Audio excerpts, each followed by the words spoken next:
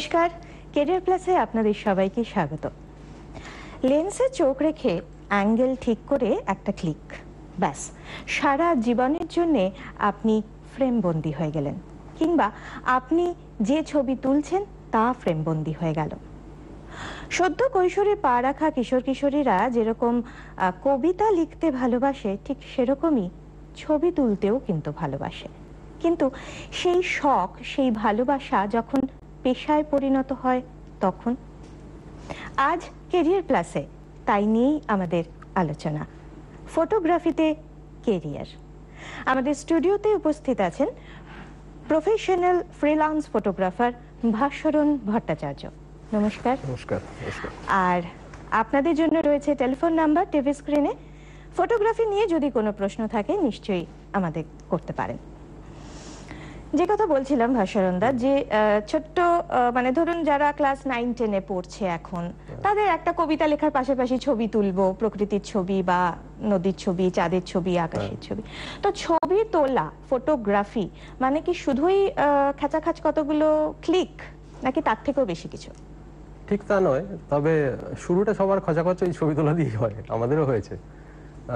এই ভালো লাগাটা ক্রমশ খচাখচটা ছবি তুলতে তুলতে ধীরে ধীরে আরো জানার ইচ্ছে, আরো ভালো ছবি তোলার ইচ্ছেটা যখন যায়, সেটা তখন তারা আরো ভালো ফটোগ্রাফারের দিকে এগোতে থাকে আর কি। তো এইভাবেই এগোনো উচিত। প্রথমে সবাই এভাবেই শুরু করে, ছবি সবাই তোলে, খচাখচ শুধু নয়। ছবি ফটোগ্রাফি বলা যায় যেটা হচ্ছে, যেরকম আমরা সাদা কাগজে তুলি দিয়ে বা পেন্সিল দিয়ে ছবি আঁকি, এটা হচ্ছে আলো দিয়ে ছবি আঁকা। ওখানে তুলি আর পেন্সিল, রং পেন্সিলের বদলে এখানে হচ্ছে ক্যামেরা, একটা যন্ত্র। এটা দিয়ে আলোটাকে কন্ট্রোল করে আমরা বলা যায় আমরা একটা ছবি আঁকি। ক্যামেরায় ছবি, যন্ত্রে ছবি, যন্ত্রে ছবি। এই যে বললেন যে খাতায় কলমে মানে পেন্সিল বা তুলি, রং তুলি দিয়ে, আর এখানে আলো দিয়ে, তো এখানেই তো একটা পার্থক্য হয়ে গেল। তো এই ফটোগ্রাফি কত প্রকার? মানে আমরা জানতাম যেটা এই যে ছবি আঁকার, যেখানে ফটোগ্রাফি আমরা জানতাম যে পোর্ট্রেট কিংবা ল্যান্ডস্কেপ, যেটা আমাদের ছবি আঁকার ক্ষেত্রেও রয়েছে। কিন্তু ফটোগ্রাফি তো তার থেকেও এখন অনেক এগিয়ে গেছে প্রযুক্তির সঙ্গে সঙ্গে, সময়ের সঙ্গে সঙ্গে। একটু বলুন সেগুলো। ফটোগ্রাফি এখন অনেক ডাইভার্স ফিল্ড হয়ে গেছে। যেমন মেডিকেল ফটোগ্রাফি পর্যন্ত এসে গেছে। ডাক্তাররা ফটোগ্রাফি শিখছে, সেখানে তারা অপারেশনের সময় কিংবা ডেন্টাল প্রসিডিউরের সময় তারা ছবি তুলছে। সেদিকটা একটা দিক। ওয়াইল্ড লাইফ আছে, পোর্ট্রেট আছে, ফ্যাশন ফটোগ্রাফি আছে, মানে প্রফেশনাল ফিল্ড গুলো বলছি। আপনি ফ্রিল্যান্সিং করতে পারেন মিডিয়া হাউস, খবরের কাগজের জন্য, সেখানে স্টোরি তুলে আনতে হবে ছবির মাধ্যমে। এছাড়া নর্মাল ট্রাভেল তো ম্যাগাজিন গুলো রয়েছে, ট্রাভেল ম্যাগাজিনে দিতে পারেন। আপনি স্টক ফটোগ্রাফি আছে, যেখানে বিভিন্ন ধরনের ছবি তুলে আপনি দিতে পারেন। তো এরকম বিভিন্ন ফিল্ড আছে, এবং তার পড়াশোনাটা, তার এগিয়ে যাওয়াটাও এটাও আলাদা। তবে যার যেটা ইন্টারেস্ট সেভাবে সেদিকে যেতে থাকে। এই যে বললেন যে বিভিন্ন ক্ষেত্র, তো তার তো একটা বেসিক আছে।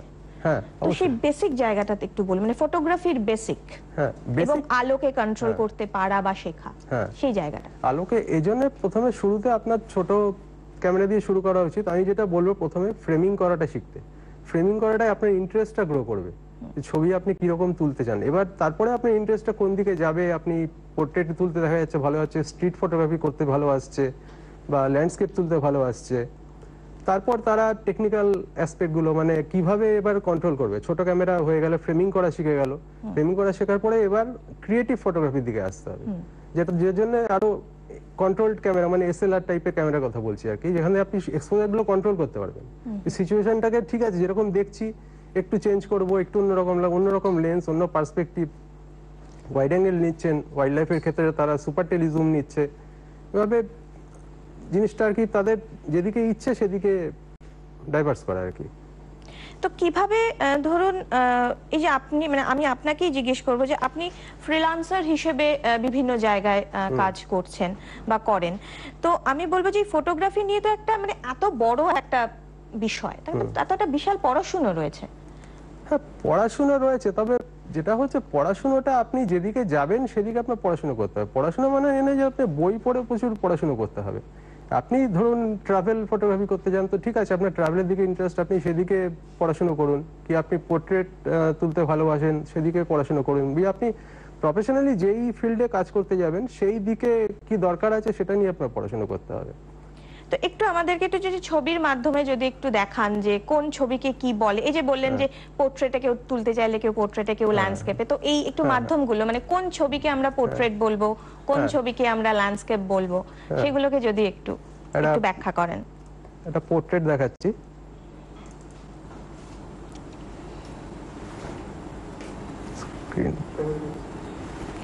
একটা পোর্ট্রেট, হ্যাঁ এটা পোর্ট্রেট দেখালাম।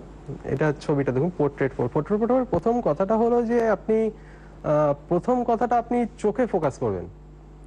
ফোকাস করার সময় অনেকে নাকে মুখে এখানে ফোকাস করে, চোখে ফোকাস করবেন। ফোকাস এবং ব্যাকগ্রাউন্ডটা যাতে ব্লার থাকে, এই জন্যই টেকনিক্যাল অ্যাসপেক্টটা জানা দরকার আছে, কারণ ব্যাকগ্রাউন্ডটা একটু ব্লার থাকা দরকার, অর্থাৎ অ্যাপারচারটা আপনার ছোট থাকা দরকার।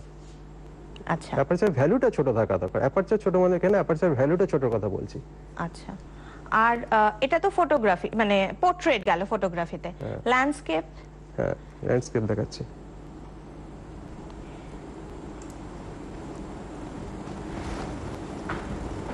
ফটোগ্রাফিতে যখন যখন ল্যান্ডস্কেপ আর রং তুলিতে যখন ল্যান্ডস্কেপ, পার্থক্য কোথায়? পার্থক্য হচ্ছে রং তুলিতে আপনি যখন আঁকছেন, আপনি মনের থেকে যেটা ভাবছেন সেটাই আপনি আঁকতে পারছেন, যা খুশি আপনি যেরকম, যেখানে আপনার পাহাড় বসানো, যেখানে সূর্য বসানো, যেখানে নৌকো বসানো আপনি বসাতে পারবেন। কিন্তু যখন ছবিতে আসছে তখন সেটা আপনাকে আপনার সামনে যেটা সাবজেক্ট বা নেচার আপনাকে যেটা আপনার সামনে দিচ্ছে, আপনাকে সেটাই করতে হবে। যেমন এখানে এটা চিল্কা লেকের ছবি, হ্যাঁ, যেটা এখানে একটা ল্যান্ডস্কেপ ছবি অ্যাকচুয়ালি।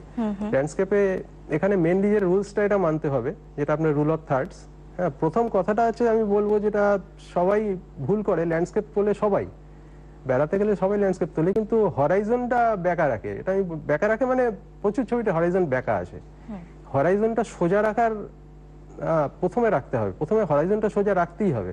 যদি ঠিক আছে ছবি তোলার সময় হাত নড়ে যেতেই পারে, আমারও হয়, কিন্তু সেটা পরে ফটোশপে বা এডিটিং করার সময় আপনাকে ওটা ঠিক করতে হবে।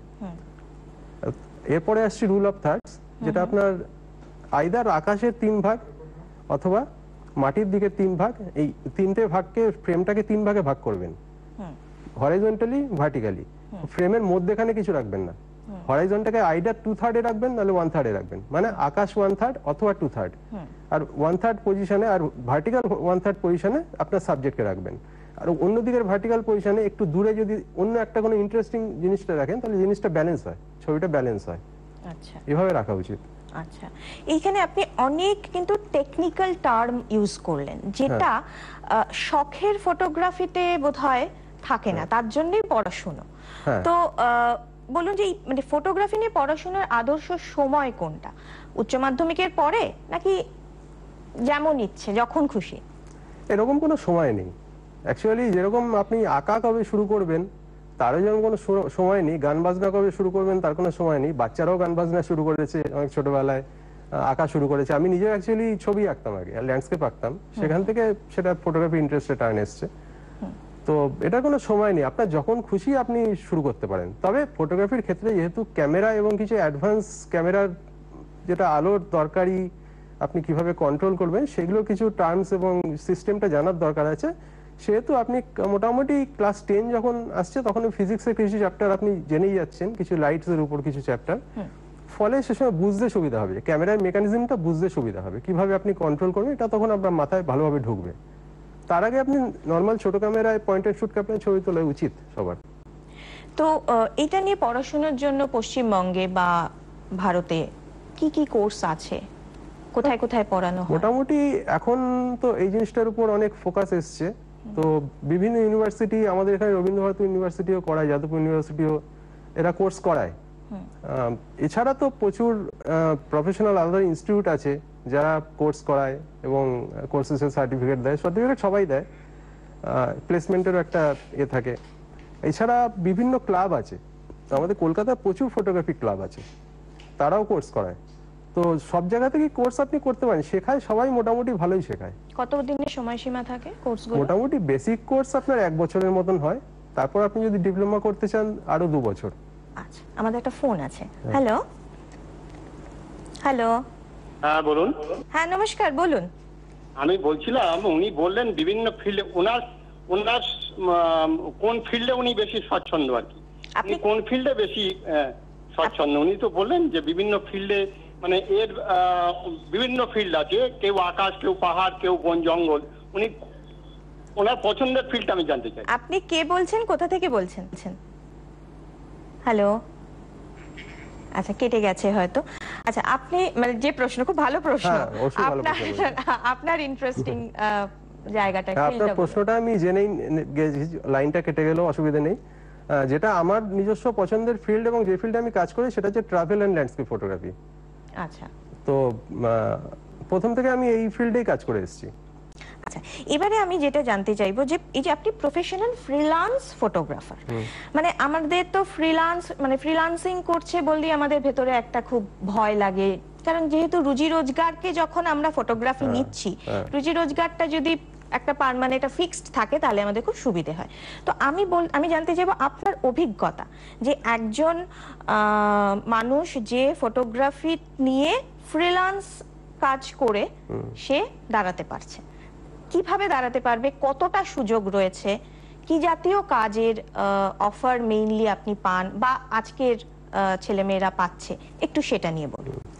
প্রথম কথা হলো, ফটোগ্রাফি করে মানে কোর্স করে বা শিখে আপনি কোনো চাকরি করছেন, সেটা খবরের কাগজে, নিউজ পেপারে আপনি কিছু একটা চাকরি পেতে পারেন। তবে অন্যান্য চাকরির মতনই প্রথমেই ভালো কিছু আশা করা উচিত নয়। প্রথম থেকেই একটু লড়াই, স্ট্রাগলের মধ্যে দিয়ে যেতে হবে। এবং আপনি ফ্রিল্যান্সিং করছেন, আপনার দৃষ্টিভঙ্গিটা এরকম থাকতে হবে, আমার সামনে গোটা দুনিয়াটা আছে, আমি কারুর জন্য বসে নেই, আটকে নেই কিছুর জন্য। তো আমি যে কোনো কোম্পানির জন্য, যে কোনো জায়গার জন্য আমি কাজ করতে পারি। তো আপনার প্রথম কথা হলো, আপনি যদি নিজস্ব একটা স্টাইল তৈরি করতে পারেন, আলাদা কিছু দিতে পারেন, তাহলে আপনি কাজ পাবেনও। সেটা যে কোনো ফিল্ডে, আপনি ফ্যাশন ফটোগ্রাফি করেন কি ওয়েডিং করেন, আপনি যদি আলাদা কিছু দিতে পারেন, আলাদা রেজাল্ট কিছু দিতে পারেন, তাহলে আপনি কাজ পাবেন। তো মানে এই আলাদা দেওয়া, তার জন্য নিজেকে কিভাবে তৈরি করব? তার জন্য নিজেকে আপনার চিন্তা ভাবনা করতে হবে যে মার্কেটে এক্সিস্টিং প্রচুর ছবি দেখতে হবে অন্যান্য ফটোগ্রাফারদের, এবং মার্কেটে কি আছে, এছাড়া আমি কি আলাদা করে নতুন ধরনের কিছু দিতে পারি। সেটা নতুন একটা ওয়েডিং এর ক্ষেত্রে নতুন একটা অ্যাঙ্গেল হতে পারে, নতুন ধরনের লাইটিং হতে পারে, যে দেখতে অন্যরকম লাগলো, অন্য ধরনের লেন্স ইউজ করুন যেটা ওয়েডিং ইউজ হয় না। ওয়েডিং কে এক্সাম্পল করছি আমি, আর কিছু না। হ্যাঁ, তো এভাবে আপনি আলাদা করে যদি নিজস্ব স্টাইল একটা কিছু এস্টাবলিশ করতে পারেন, তখন লোকে সেটা পছন্দ হলে লোকে আপনাকে কাজ দেবে। আচ্ছা, এবারে একটু আমাকে বলুন যে এই যে ছবি তোলার ক্ষেত্রে মানে কতটা, এটা যেমন ধরুন ওয়াইল্ড লাইফের ক্ষেত্রে তো আমাদের ক্যামেরা নিয়ে খুব হয়ে বসে থাকতে হয়। এই যে জায়গাটা, মানে এইটা কিভাবে কাজ করব, মানে কিভাবে তৈরি হব?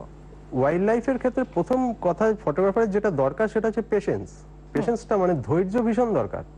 কারণ আপনি সামান্য নড়াচড়া, যে ওয়াইল্ড লাইফ, যার আপনার সাবজেক্ট, সে ডিস্টার্বড হবে, এবং সে ডিস্টার্বড হয়ে সেরকম সাবজেক্ট হলে সে আপনার পক্ষেও ক্ষতিকারক হতে পারে, বা সে চলে গেল। যেমন বার্ড ফটোগ্রাফি, বার্ডের জন্য আপনাকে সারাদিন বসে থাকতে হবে, না নড়ে চড়ে, এবং ওই ভারী লেন্স হাতে নিয়ে আপনাকে বসে থাকতে হবে, এছাড়া কোনো রাস্তা নেই। ভালো ছবির জন্য আপনাকে পরিশ্রম তো করতে হবে। তো এই যে শ্বাসরোধ করে বসে থাকা, ওয়েট করে বসে থাকা, এই যে জিনিসগুলো, আরো যে সমস্ত টেকনিক্যাল জায়গাগুলো আপনি বললেন, কোর্সের মধ্যে সেই সমস্ত কিছু শেখানো হয়? কোর্সের মধ্যে টেকনিক্যাল অ্যাসপেক্টগুলো শেখানো হবে, মানে ক্যামেরা, এক্সপোজার, এসব জিনিসগুলো শেখানো হবে। হ্যাঁ, এবং ফ্রেমিং কিছু ক্ষেত্রে গাইডেন্স দেওয়া হবে। কিন্তু আলটিমেটলি আপনি কি করবেন সেটা তো আপনার নিজের ক্ষমতা আর কি। হ্যাঁ, যেরকম পেইন্টার যে পেইন্ট করছে, তাকে শিখিয়ে দেওয়া যায় ট্রেনিং দিয়ে, যে এরকম ভাবে করবে, কিন্তু আলটিমেটলি সে কি পেইন্টিং করবে সেটা তো সে ডিসাইড করবে, সেটা তো অন্য কেউ ডিসাইড করবে না।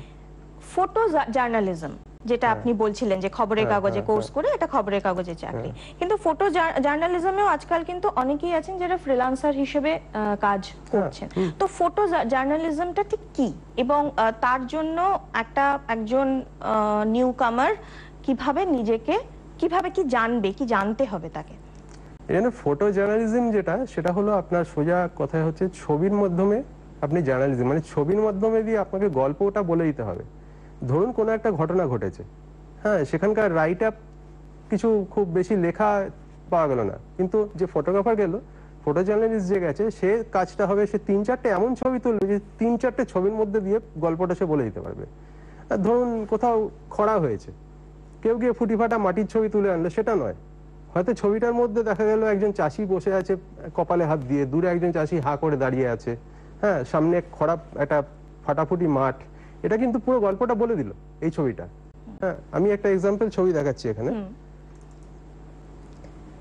এই ছবিটা হচ্ছে আমি নাম দিয়েছি কফি হাউসের সেই আড্ডাটা আজ আর নেই, ছবিটার নাম।